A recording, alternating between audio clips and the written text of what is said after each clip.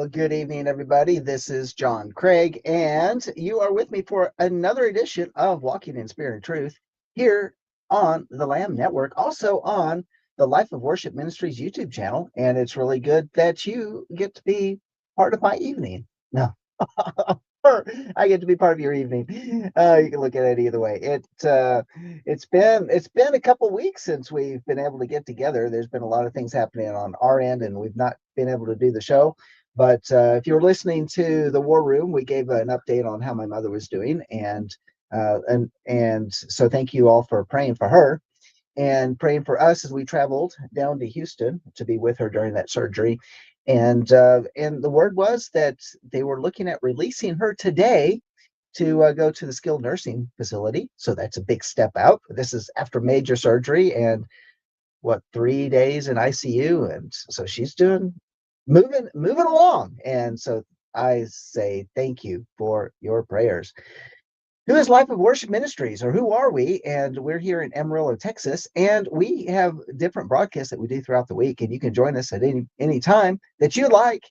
We would love for you to join us on Shabbat, where we have our Torah portion at noon on Shabbat.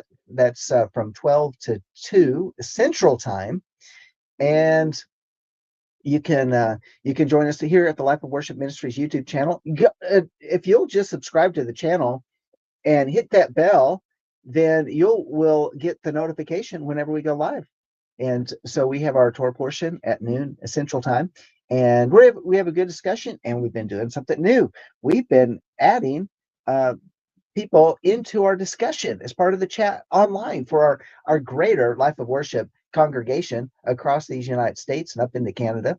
So that makes for a lively discussion and interesting feedback and insight that people can share. And then also we do meet locally here in Amarillo, and you can join us where we've been meeting over at the the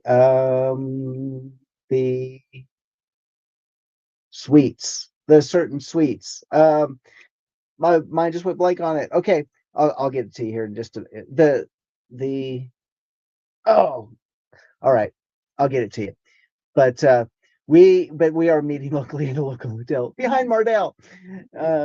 So in Amarillo, I'll get it to you. It's just bugging me. All right, so we also, after the tour portion, we have a little break, and where people get a bite to eat because people bring food, and if you come, bring some food, and we have just some good time of fellowship. And then we have our encounter service where we come back online with everybody for a time of praise and worship, as well as followed in a second stream for a message. So just be part of our Shabbat, and we are blessed to have you.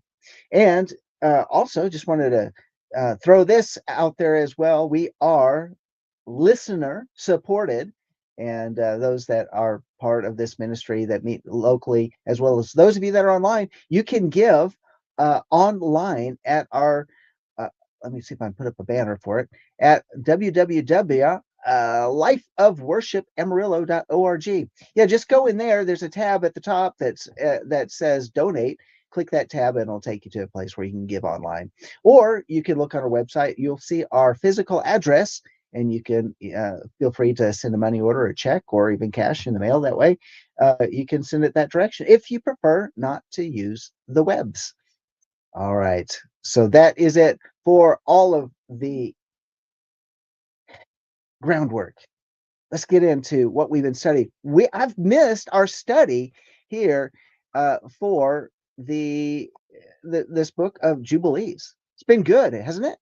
I've been enjoying it. So we're going to be picking up where we left off, which was over in the 16th chapter of Jubilees, and around about we'll go back just a little bit. Let's go back to verse 15, because this is talking about Isaac being born at the feast of the first fruits of the harvest.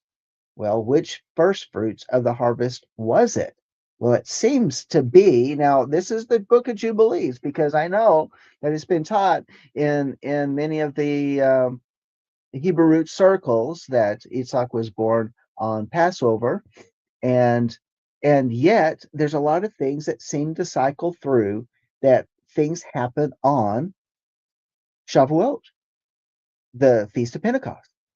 And so uh, it's very interesting. It's also one of those Feast of First Fruits. You say, well, wait a minute, isn't there a Feast of First Fruits that's after Passover? Yes, there is.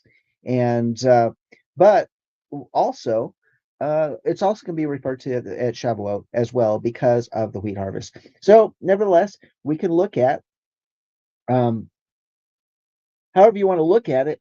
It seems like everything falls in the book of Jubilees around Shavuot. Why do I say that? Well, Noah gave his sacrifice on Shavuot. It's he, according to Jubilees, when he entered the ark, when the ark came to rest, when all these different things. There's this relationship to Shavuot, and Abraham has some other relationship to Shavuot, and which we talked about here in the past. So I'm not going to go into that, but it's very interesting to me that this is what Jubilee points out.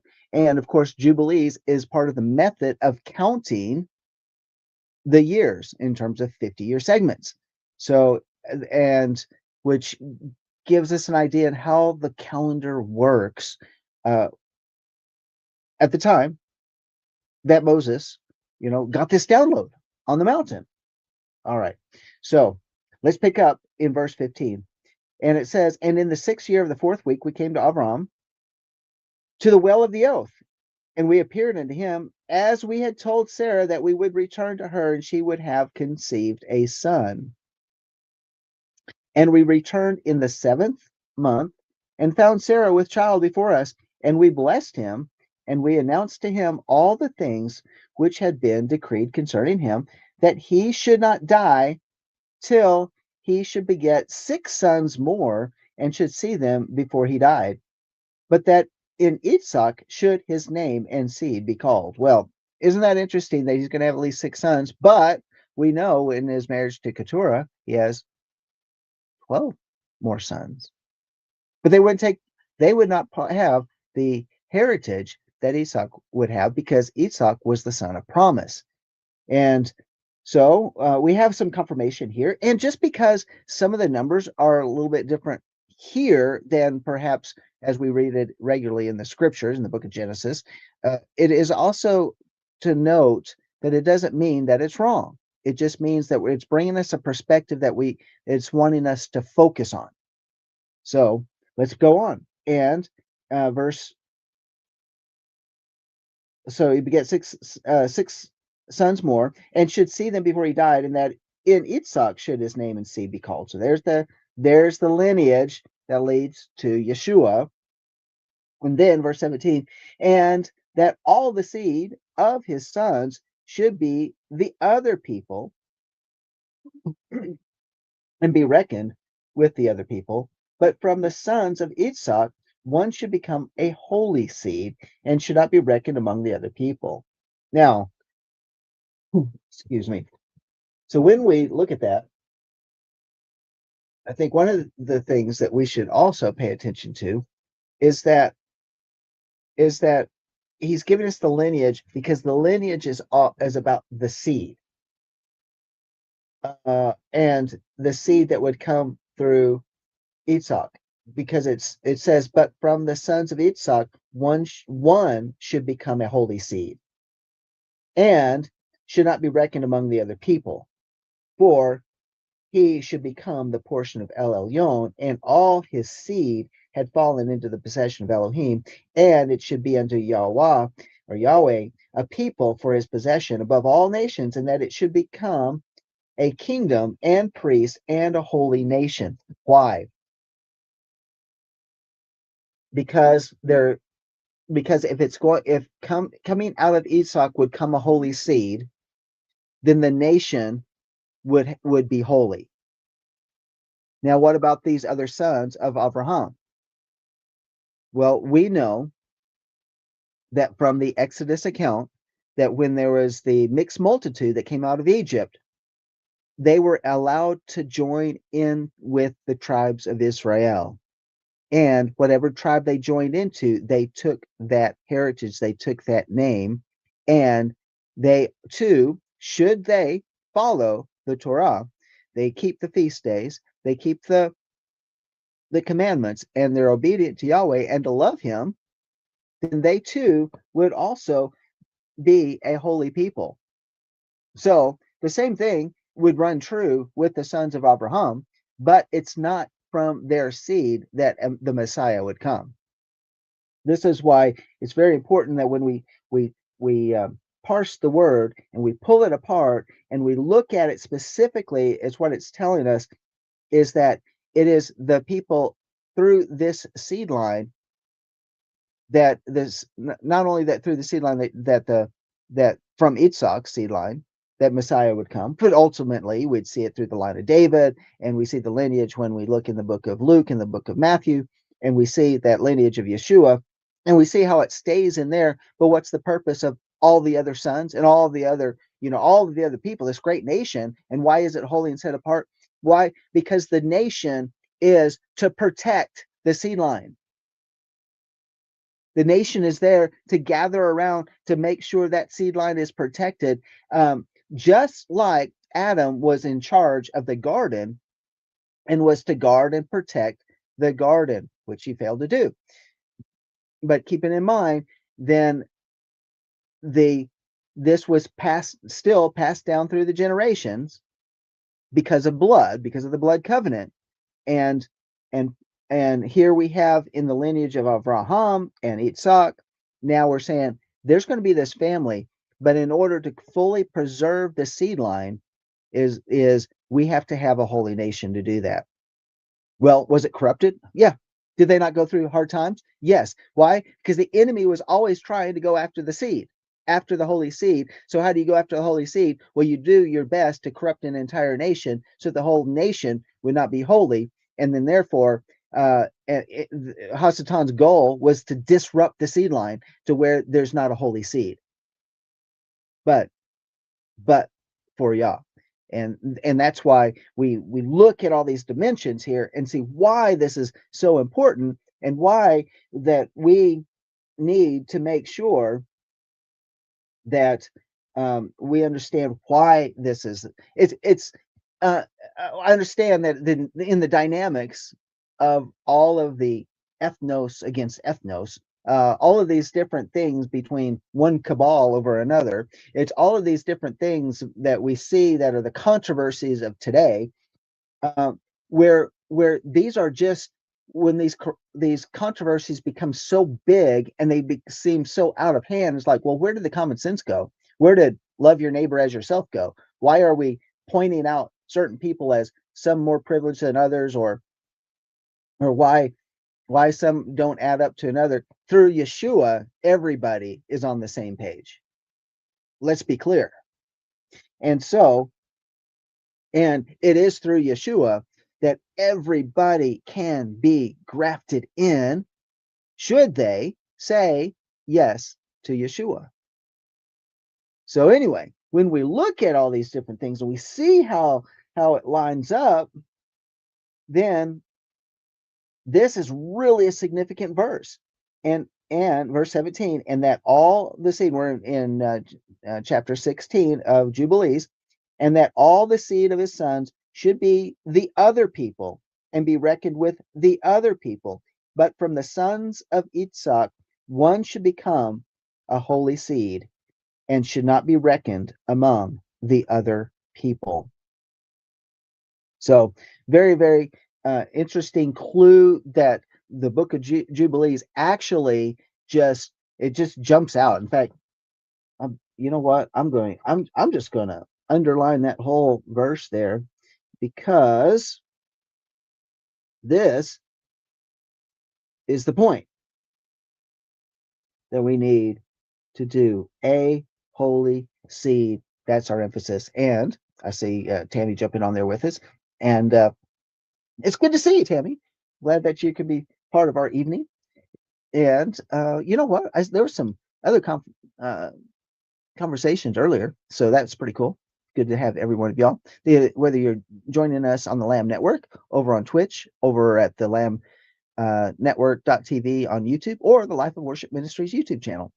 So we have in verse 18, it says, for he should become the portion of El Elyon, because again, it's talking about a holy seed, so singular, and he should become the holy portion of El Elyon, and all his seed had fallen into the possession of Elohim, and that it should be unto Yahweh, a people for his possession above all nations, and that it should become a and priest and a holy nation. Now, isn't that what this last week's Torah portion was on? When it's talking about in the Torah portion of Yitro, because we see that there at the mountain, Yahweh says, go down there and tell them that you are a kingdom of priests, a kingdom, a royal priesthood. And we see that over in the book of Hebrews as well. So keep this in mind, that this is the structure that Yahweh was setting up. And so I would say also put a little mark there for verse 18, because there has to be, you just can't throw the seed of Messiah into any tribal group out there, and throw it into any nation. You just can't, because why? Because the corruption would be so strong. But in Abraham, well, why Abraham? And why was it through Abraham's seed? Well, remember where he came from? And the household, his father was a pagan priest, and that Abraham was raised in, according to, I think, was it in Jasher or Jubilees, that he was raised and protected and hidden away, and that he went into his father's um, temple and destroyed all the different idols, and the people wanted to kill him, and so keep in mind that why? Because Abraham had a divine revelation of the Most High, and was like, why in the world did all of the known world at this point in time start worshiping these other idols, and which were part of the reason why there was the great flood? I mean, Noah wasn't that far down the generations from the great flood. So, and of course, when you look at some of these other books, you can see that Abraham had spent time with Shem, because Shem was still around, and he would have learned Torah. He would have learned the way of Yah, and he would have then recognized, because of this divine download, he was the one that would carry the seed. It would come through his loins. It would come through his bloodline, because it was promised to him. And Yahweh considered him to be righteous because he believed Yahweh. These are all really important clues, and as we see the ushering in of this kingdom that Yahweh was building. And when you think about a kingdom, well, a kingdom has not only its administration and its authority, and all who help in what they do to support this kingdom in all the different layers. And in all those different layers is also the priesthood, who protects the boundaries. It protects the parameters, so that which would be evil would not come in, and they would teach the people the way of Yahweh. They would teach them give them the instructions of Yahweh, how to live, because when the community lives this way, then the people are protected. I mean, after all, when you read the book of Revelation, if we don't hear and do and obey and live these things out and love Yahweh with our whole heart, then the only thing he can do is step back. The land vomits the people out, and there's no protections. I mean, how many years of being raided by the Midianites? How many times did they have to push back the enemy and fight? How many times did the Bible actually talk about revival being in the land? and a certain good king would come up and destroy all the idols and start reading the Torah again, you know. So, verse 19, and we went our way, and we announced to Sarah all that we had told him, and they both rejoiced with exceeding great joy. And he built there an altar to Yahweh, who had delivered him, and who was making him rejoice in the land of his sojourning. And he celebrated a feast of joy in this month, 7 days, near the altar which he had built at the well of the oath. And he built uh, Sukkot for himself. He built sukkahs for himself and for his servants on this feast, and he was the first to celebrate the feast of Sukkot on the earth. So who was the first to celebrate the feast of Sukkot? Abraham. According to Jubilees, it says that's what he did. That's what he established. But I'm going to say this is it's also when the visitors came, and when did they come? They came in the seventh month after Sarah had birthed Isaac. And so reading the text, according to the text, says he was making them rejoice in the land of his sojourning. That, you know, it's we've also called Sukkot as the season of our joy. And if you're saying, well, what is Sukkot? It's the Feast of Tabernacles. He built a sukkah. He built sukkahs. Why? Because he's got a lot of people with him. Part of his group, you know, is that's around him. And he celebrated the feast of joy in the month of 7 days near the altar which he had built at the well of the oaths. And he built Sukkot, which is the plural for sukkahs, for himself and for his servants on this feast. And he was the first to celebrate the feast of Sukkot on the earth. And during these 7 days, he brought each day to the altar a burnt offering to Yahweh, 2 oxen, 2 rams, 7 sheep, 1 he-goat for a sin offering, that he might atone thereby for himself and for his seed. And a thank offering, 7 rams, 7 kids, 7 sheep, 7 he-goats, and their fruit offerings and their drink offerings. Why? Because at Sukkot, it's also a feast where we bring in the fruit that come in at the fall, like the pomegranates and others, the grapes and multiple other fruits that come out of the land at that point in time, right? And he burnt all of the fat thereof on the altar, a chosen offering unto Yahweh for a sweet smelling savor.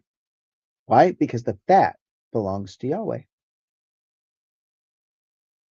And morning and evening he burnt fragrant substances, frankincense, and galbanum, and stacte, and nard, and myrrh, and spice, and costume. All these 7 he offered, crushed, mixed together in equal parts and pure. And he celebrated this feast during 7 days, rejoicing with all of his heart and with all of his soul, he and all those who were in his house. And there was no stranger with him, nor any that was uncircumcised. Now, by the way, doesn't this kind of tell us something? I think it's very interesting as well, because in the scripture, when we read about Abraham's life, we do see that he did laugh when the visitors told him that he would have a son, and it gives you a little bit of a clue. But isn't it also very interesting, though? It actually makes a point about Abraham, and a part of Abraham we don't really see, that he was rejoicing with all his heart.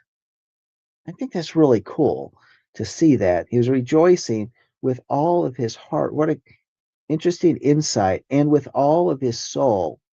He and all those who were living, those who were in his house, there was no stranger with him. And that he was uncircumcised. And he blessed his, and nor any that was uncircumcised. And he blessed his creator who had created him in his generation, for he had created him according to his good pleasure. For he knew and perceived that from him would arise the plant of righteousness, for the eternal generations, and from him a holy seed, so that it should become like him who had made all things. Oh, wait a minute. That verse is packed. And he blessed his creator who had created him. This is verse 26. And in his generation, for he had created him according to his good pleasure. For he knew and perceived that from him would arise the plant of righteousness for the eternal generations, and from him a holy seed. I think the magnanimity, is that the right word? The enormous feeling of the this huge blessing that was placed on Abraham, and he's celebrating at the time of Sukkot. He's celebrating this tremendous promise that he gets to be the one that brings in the seed, a holy seed. It would not talking about Isaac, but somewhere in his lineage would the Holy One, the Holy Seed come, so that it should become like him who had made all things, so that it, the Holy Seed, should become like him who had made all things. That okay, let me read it again. That it should become like him who made all things, that the Holy Seed would be like him who made all things. Again, when we go back and we say, well, what is it? Well, John 1:1, in the beginning was the Word, and the Word was with God. And oh, my mind just went blank on that one. Let's go over to John 1:1. And let's take a look at this, because wait, there it is.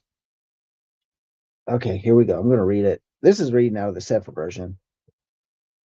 In the beginning was the Word, and the Word was with et Elohim, and the Word was Elohim. Yeah, in the beginning was the Word, and the Word was with Yah, and the Word was Yah, and the same was in the beginning with et Elohim, or with Yah, Yahweh, with God. All things were made by him, and without him was not anything made that was made. In him was life, and the life was the light of men, and the light shines in darkness, and the darkness comprehended it not. And of course, you can jump down to verse 17, and where it says, oh, verse 14, and the Word was made flesh and tabernacled among us.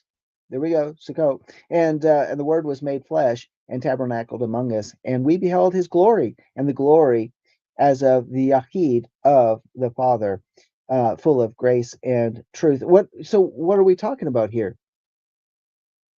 Oh no. There we go. Okay. That was I, and he celebrated.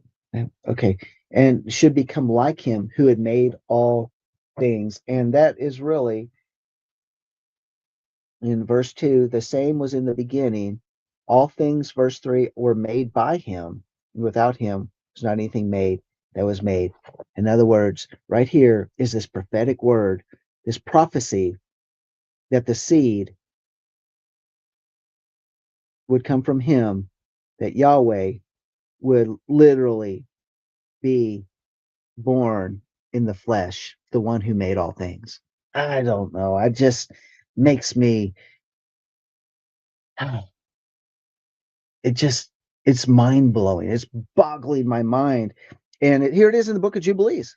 And it gives us an interesting perspective about these things.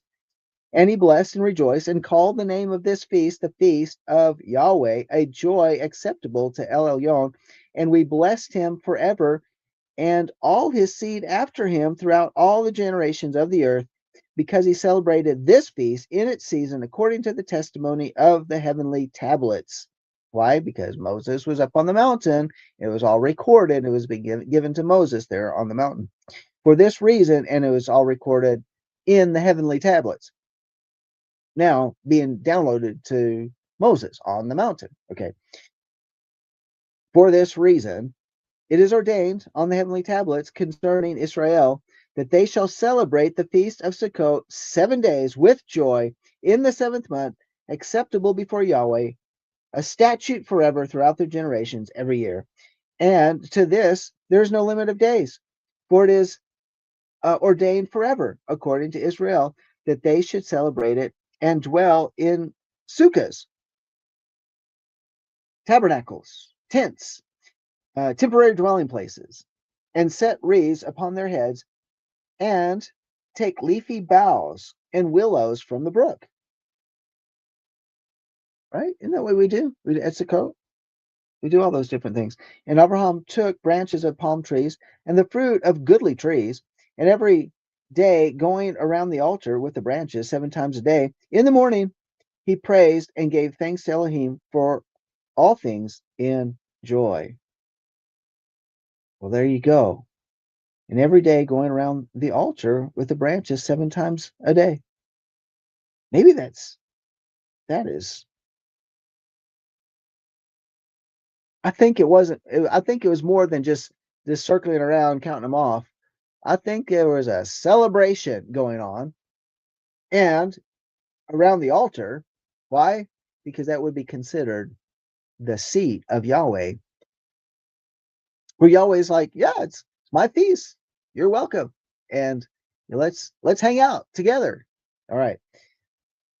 So interesting chapter we finished off there in chapter 16 of Jubilees.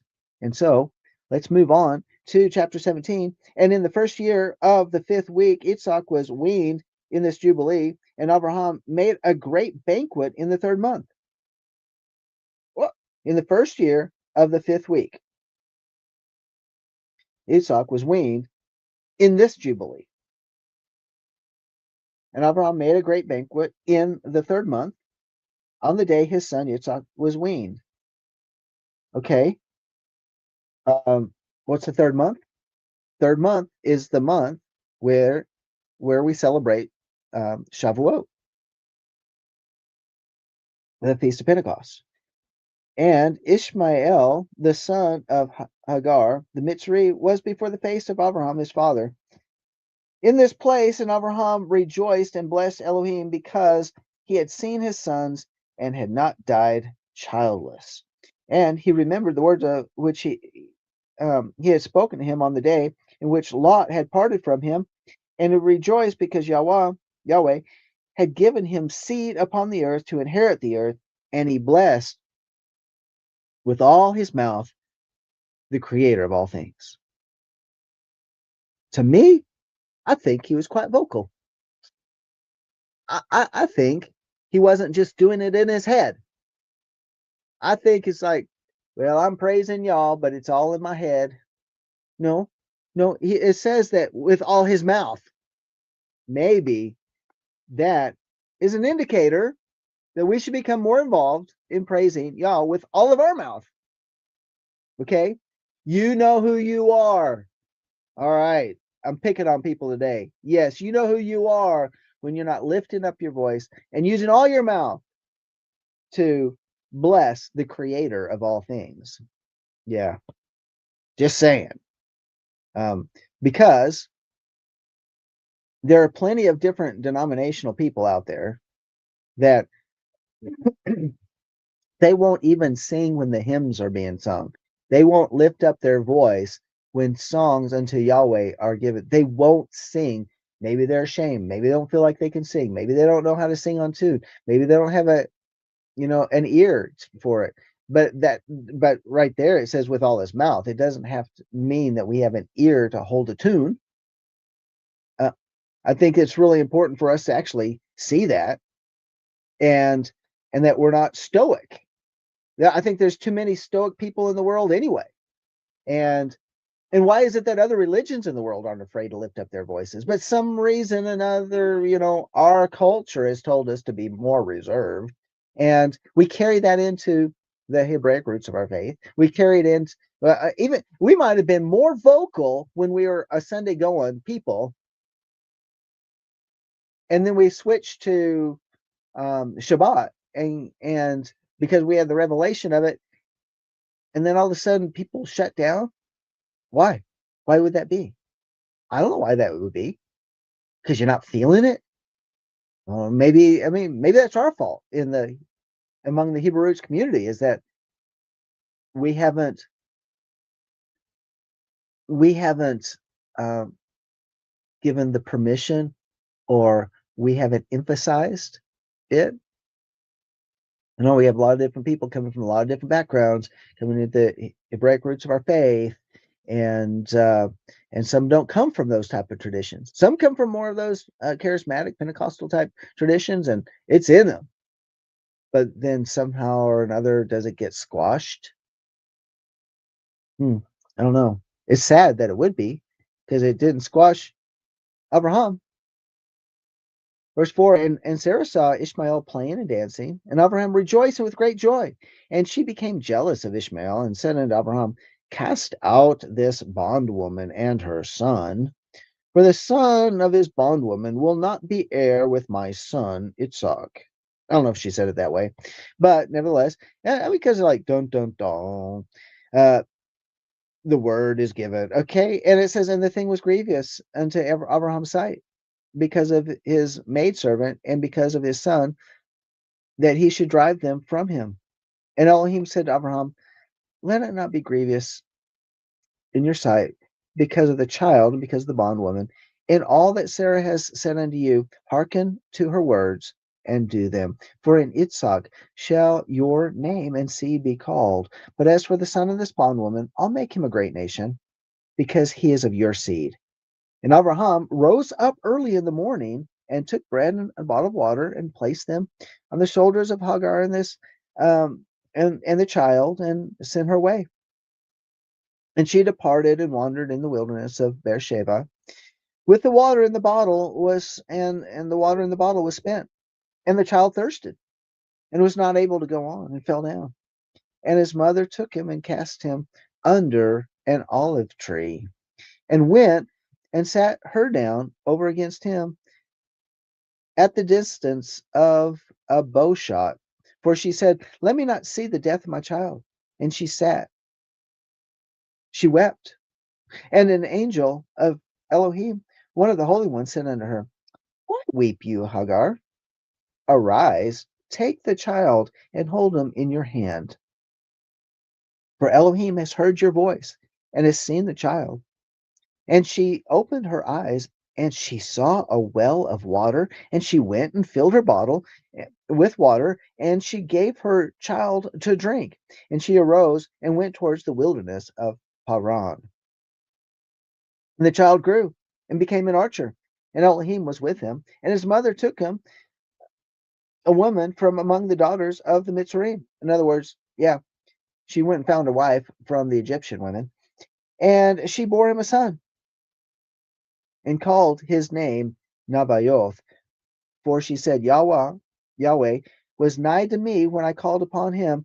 And it came to pass in the 7th week, in the 1st year thereof, in the 1st month, in this Jubilee, on the 12th of this month, that there were voices in heaven regarding Abraham, that he was faithful in all that he had told him, and that he loved Yahweh, and that in every affliction he was faithful. And so wait a minute, stop right there. Wait a minute. Let's not just glance over this. Where did Hagar come from? A lot of times we think, was she just uh, a slave that Abraham and Sarah picked up when they were in Egypt? Um, it was said that when Pharaoh uh, told Abraham and Sarah, it's like, yeah, you guys are husband and wife, and you need to leave because it's bringing stuff on us, and we don't want that. So here, I'm going to pay you off and send you away. That Hagar, who would become the bond servant of Sarah, the maidservant of Sarah was a daughter of Pharaoh. So she would have been royalty. That's what it's been said. So where would Hagar, the daughter of royalty, go and find a wife for her son? Because wouldn't she want, knowing that that Ishmael, there, I mean, coming from Abraham and herself would be royalty, and she's not just going to go find some woman off the streets to give to her. She's going to go back to her household and find a daughter of Pharaoh and give her to her son. This is really important, I think, when you understand how this culture works and how it thinks, that she had to find someone that would be on the same level as her son would be. Why?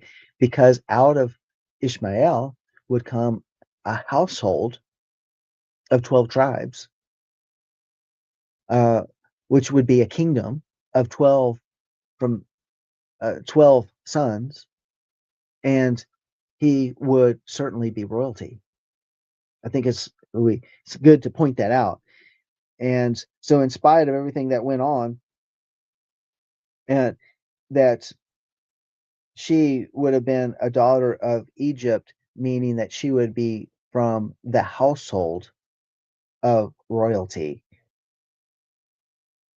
And so she had a baby with Ishmael, and it says, and the prince Mastema came and said before Elohim, behold, Abraham loves Isaac his son, and delights in him above all things else.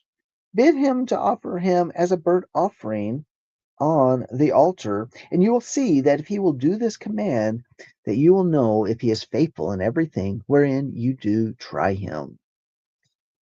Oh, that old Slewfoot has just entered into the picture.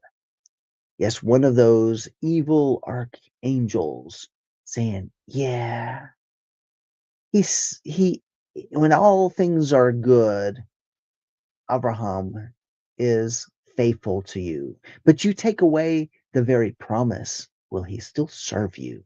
In fact, of all the different things that he's trying to speak to him about and entice Abraham, and even talk to Yahweh, say, well, Yahweh, let's just test his faithfulness to you. Let's just test his obedience to you. Well, in testing the obedience is, yeah, that he will sacrifice, his sacrifice his child, right? Isn't that something, to sacrifice his child, a human sacrifice?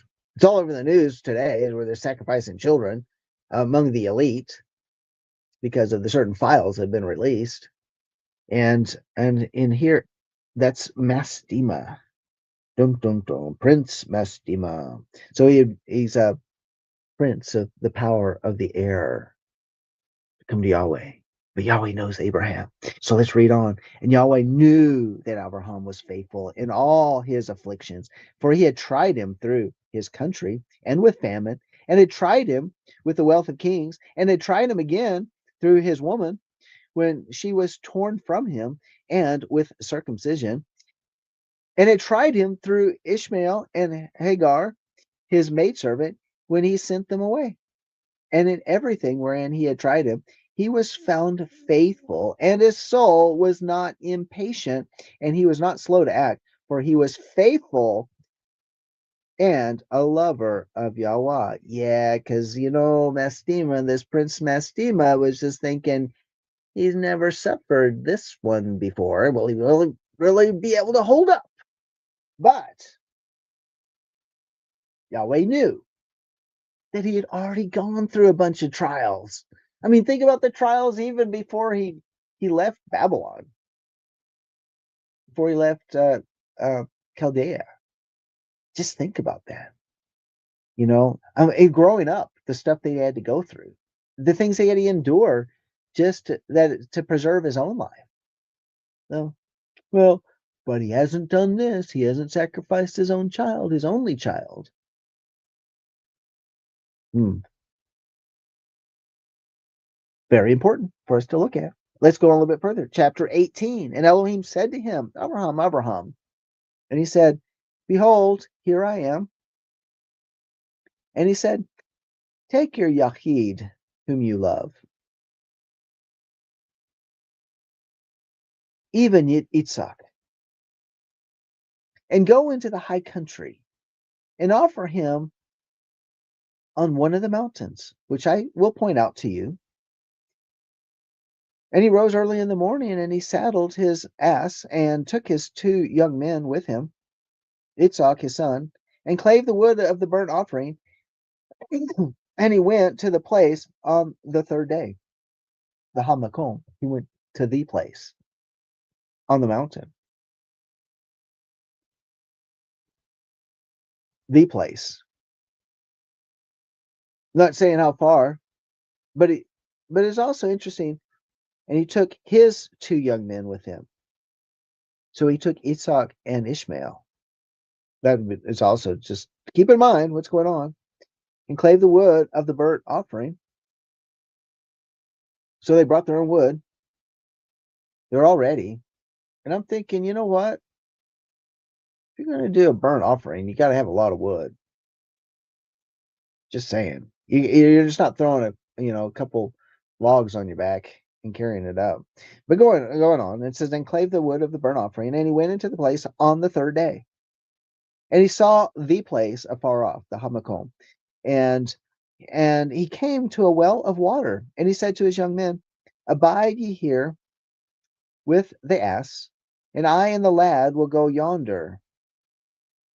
And it also seems like, okay, so it's like 2 young men with him, but there's more. It seems like there's others that are with him. He's got some other servants, but basically he tells Ishmael and the other, because it's plural, to stop right here at the well. Y'all hang out. We're going up ahead. And he came to the well of water, and he said to his young men, Abide here with the ass, and I and the lad will go yonder, and when we have worship, we will come again to you. See, it's a prophetic word. Abraham knew that they would return.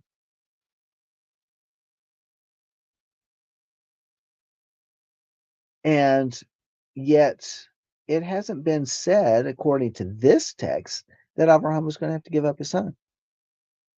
Right? Now, when we've studied it out before, and one of the interesting ideas was that Sarah knew why Abraham was taking his son to the place, to Hamakom. She believed that she would never see her son again. And it was after this that Sarah died. But anyway, we'll go on. We're going to get there. And it says, verse 5, and he took the wood of the burnt offering and laid it on Isaac his son, and he took in his hand the fire and the knife, and they went both of them together to that place. And Isaac said to his father, Father, and he said, Here I am, my son. And he said unto him, Behold, the fire and the knife and the wood, but where's the sheep for the burnt offering, father? And he said, Elohim will provide himself a sheep for a burnt offering, my son. And he drew near the place of the mount of Elohim. So, and to me, that's Mount Zion. And he built an altar, and he placed the wood on the altar, and he bound Isaac his son, and placed him on the wood which was upon the altar, and stretched forth his hand to take the knife to slay Isaac his son.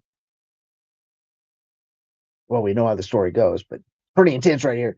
Oh no, he takes the knife to slay Isaac his son, and I stood before him and before the prince Mastema, and Yahweh said, Bid him not to lay his hand on this lad, nor to do anything to him, for I have shown that he fears Yahweh. Okay, I had to do that for the emphasis. But anyway, I mean, it's intense. I mean, he's got his hand is raised, and he's ready to come down with that knife in his son, and it's like, and notice it says that his son did not fight him. Isn't that a perfect a prophetic picture of Yeshua, who willingly laid down his life? And Abraham's son is like, oh, I'm the sheep. I'm the one. Okay. Well, then so be it. But nevertheless, and before the prince, and I stood before him, and I stood before him and before the prince Mastema, and Yahweh said, "Bid him not to lay his hand on the lad, nor to do anything to him, for I have shown that he fears Yahweh." Yeah, because this evil prince, power of the air, that has the name Mastemo, was overseeing the circumstances. Yeah, it's true. Bid him not to lay his hand on the lad, nor do anything to him, for I have shown that he fears Yahweh. I mean, was it Mastema that held back Abraham's hand? I don't know. I never pictured it that way, but I always pictured it as there's an angel of the Lord that grabbed his hand. Don't do it. All right. And I called to him from heaven, and he said to him, Abraham, Abraham. And he was terrified and said, Behold, here I am. And he said unto him, Lay not your hand upon the lad, neither do you anything to him. For now I have shown that you fear Yahweh, and have not withheld your son, your firstborn son, from me. And the prince Mastema was put to shame, and Abraham lifted up his eyes and looked, and behold, a ram, there's the sheep, caught by his horns. And Abraham went and took the ram, and he offered it for a burnt offering in the stead of his son. And Abraham called that place Yahweh has seen, so that it is said, Yahweh has seen, that is Mount Zion. And Yahweh called Abraham by his name a second time from heaven, and he caused us to appear to him in the name of Yahweh. And he said, By myself have I sworn, says Yahweh, because you have done this thing and have not withheld your son, your Yaqid, your only son, from me, that in your descendant, that in blessing I will bless you, and in multiplying I will multiply your seed as the stars of heaven, and as the sand which is on the seashore. And your seed shall inherit the cities of its enemies, and in your seed shall all the nations of the earth be blessed, because you have obeyed my voice and have sworn to all that you are faithful unto me in all that I have said unto you. Go in peace, go in shalom. And Abraham went to his young men, and they arose and went together to Beersheba. And Abraham dwelt by the well of the oath, and he celebrated this feast every year, 7 days, with joy. And he called it the feast of Yahweh, according to the 7 days, during which he went and returned in peace. And accordingly has it been ordained and written on the heavenly tablets, according or regarding Israel and his seed, that they should observe this feast 7 days with the joy of the feast. Well, that makes a lot of sense. Another reason, it's like layer upon layer of of in, of why it's a season of our joy, because it's here that Abraham was celebrating all of these things that Yahweh had given, and here yet again how Yahweh provided the lamb. Just like he had said, Yahweh would provide the sheep. Yahweh would provide, and he did. And he's like, yeah, all right, so we're going to celebrate this thing even more, because and then he gets the promise then reiterated again, that your descendants are going to be like the stars in the heaven. Your descendants are going to be like the sand of the sea. This is who you are. Why? Because you obeyed me, and it's credited to you as righteousness, because you're righteous, Abraham, because you believed me, and you took me at my word. Is what Yahweh's saying. And that is the righteous thing. See, that is really the blessing in all of this. And again, where did that take place? It took place on Mount Zion, which is considered the most holy place on earth. Of all the different places, we have Mount Zion and we have Mount Sinai, and uh, and there's one other place that that they've hinted at when we've gone through the book of Enoch, and we've gone through the book of and when we've gone through Jasher, and now we're looking at Jubilees, and how it talks about these 3 different mountains. Well, we got the 2 of them down, and we know what it is. And yeah, Tammy, I mean, isn't that interesting? Wasn't the Akida at Shavuot? And that's, yeah, I mean, right. That's what we're thinking. And yet, see, Jubilees is putting this layer in here that causes us, one, is to recognize. I think more than anything, I don't know what the distance and the time was, as to, okay, one was happening, this sacrifice was given at Shavuot of Isaac, and Yahweh provided the lamb. And yet when Sukkot came along, here they were celebrating.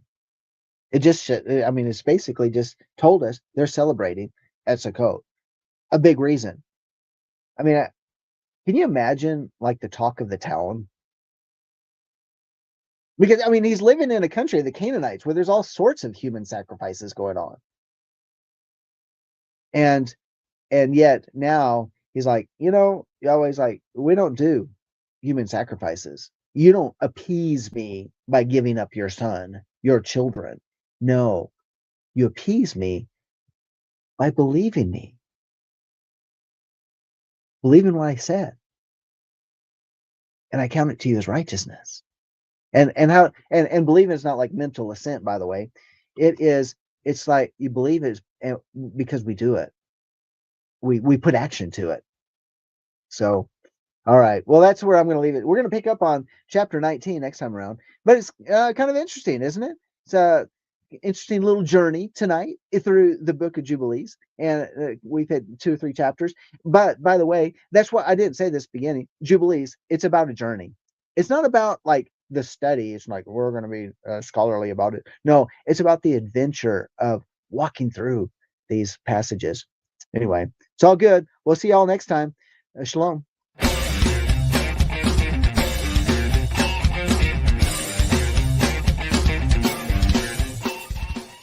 If you missed today's show or want to watch it again or want to tell someone where they can watch this episode, go to lambnetwork.tv where you will find this show and all the other live Lamb show archives in the on-demand section of the website. Thank you for watching, and don't forget to tell someone about the Messianic Lamb Network.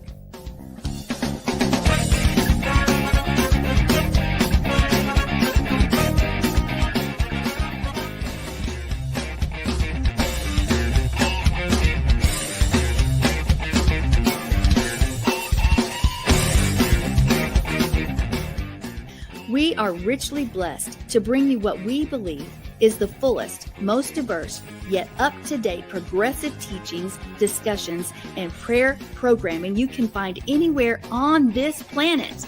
Be sure to take the tour of the lambnetwork.tv website. I'm Sandi Craig, thanking you for joining us on the Messianic Lamb Video Network.